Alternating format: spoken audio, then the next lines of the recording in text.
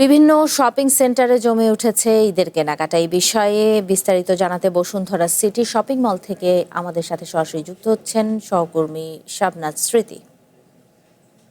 স্মৃতি, ঈদের আর 2 দিন বাকি, অর্থাৎ আজ বাদে কাল ঈদ। কেনাকাটার ভিড় কেমন দেখছেন?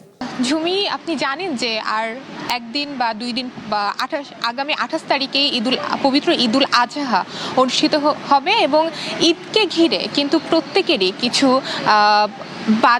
আনন্দ এবং উৎসব আনন্দ থাকে তাদের পরিবারকে নিয়ে, তো তাদের কিছু পরিকল্পনা থাকে এবং এই কুরবানি ঈদকে ঘিরে তাদের প্রথম যেটা বাজেটের মধ্যে থাকে সেটা হচ্ছে পশু কেনাকাটা, এবং পশু কেনাকাটার পরেই কিন্তু আসে যে কোনো তাদের পরিবার বা প্রিয়জনের জন্য পোশাক কেনাকাটাই।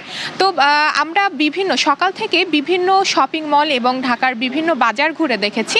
সেখানে ক্রেতা এবং বিক্রেতাদের সঙ্গে আমরা কথা বলেছি। বিক্রেতাদের সঙ্গে আমরা কথা বলে জানতে পেরেছি যে আশানুরূপ তাদের যে ঈদের বেচা কেনা হয় সেটা এখনো হয়নি এবং আগামীকাল চাঁদ রাত পর্যন্ত তারা অপেক্ষা করছে যে কিছুটা হলেও এই বেচাকেনা বাড়তে পারে।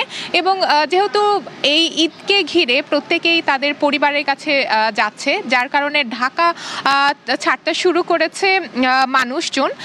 তো এই কারণে আমরা শপিং মল বা বিভিন্ন মার্কেটগুলোতেও দেখতে পাচ্ছি যে তেমন কোনো ক্রেতার চাপ নেই। এবং ক্রেতাদের সঙ্গে আমরা কথা বলেছি, তারা বলছে যে এবার ঈদকে ঘিরে কালেকশন ভালো রয়েছে এবং যে দাম সেটি আমরা এক একজন ক্রেতা এক একজন এক এক রকম বলেছে, বলা যেতে পারে যে মিষ্ট প্রতিক্রিয়া জানিয়েছে। ঝুমি, এই ছিল আমার কাছে বসুন্ধরা সিটি শপিং মল থেকে সর্বশেষ। ধন্যবাদ। স্মৃতি, আপনাকে ধন্যবাদ। বসুন্ধরা থেকে আমাদের সহকর্মী স্মৃতি জানাছিলেন ঈদের শপিং এর খবর।